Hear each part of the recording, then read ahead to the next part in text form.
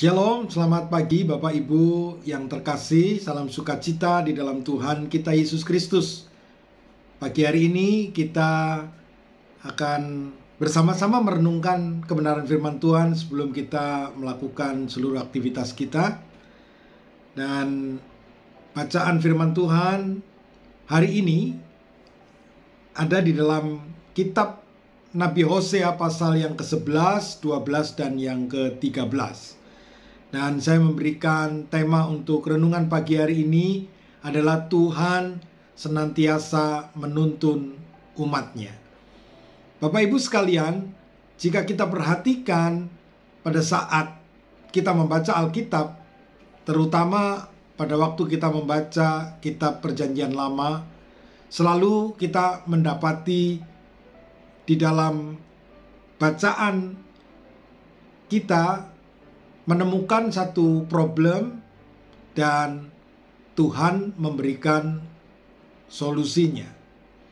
Kalau kita melihat dua hal yang ada di dalam bacaan di dalam Perjanjian Lama. Tetapi kalau melihat ada tiga hal yang kita lihat selalu dimulai ada konflik atau problem, ya, problema, kemudian ada klimaks dan ada resolusi.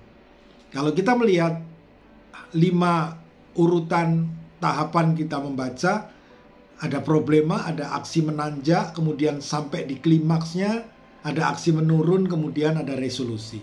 Dan selalu kita dapatkan bahwa resolusi itu diberikan oleh Allah, oleh Tuhan, karena Allah mengasihi umatnya dan Dia selalu menuntun.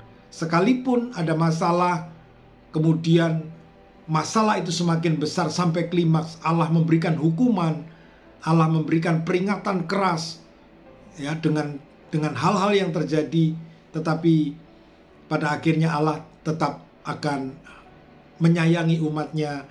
Dia akan memberikan jalan keluar yang terbaik dan Dia menuntun senantiasa kepada umatnya. Dan bacaan kita yang ada di dalam Nabi Hosea, kita melihat bahwa Hosea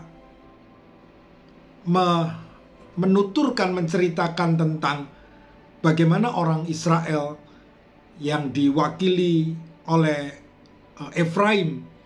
Ya, Efraim itu bertindak, Efraim itu melakukan sesuatu yang menyakitkan hati Tuhan.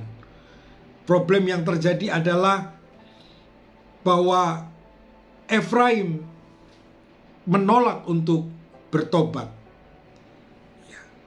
Di dalam ayat yang keempat, di dalam pasal yang ke-11 dikatakan, "Aku menarik mereka dengan tali kesetiaan, dengan ikatan kasih. Bagi mereka aku seperti orang yang mengangkat kuk dari tulang rahang mereka. Aku membungkuk kepada mereka untuk memberi mereka makan. Mereka harus kembali ke tanah Mesir, dan Asyur akan menjadi raja mereka, sebab mereka menolak untuk bertobat." Kemudian klimaksnya, pedang akan mengamuk di kota mereka, akan memusnahkan palang-palang pintu mereka, dan akan memakan mereka di benteng-benteng mereka. Umatku betah dalam membelakangi aku. Mereka memanggil kepada Baal dan berhenti meninggikan namaku. Tetapi yang luar biasa bahwa Tuhan mengatakan di ayat yang ke-9, ya, di ayat yang ke-8 dikatakan yang terakhir, "Hatiku berbalik dalam diriku," kata Tuhan, "belas kasihanku bangkit serentak. Aku tidak akan melaksanakan murkaku yang bernyala-nyala itu, tidak akan membinasakan Efraim kembali, sebab aku ini Allah dan bukan manusia, yang kudus di tengah-tengahmu, dan aku tidak datang untuk menghanguskan." Di sini kita melihat bahwa Allah senantiasa memberikan tuntunan.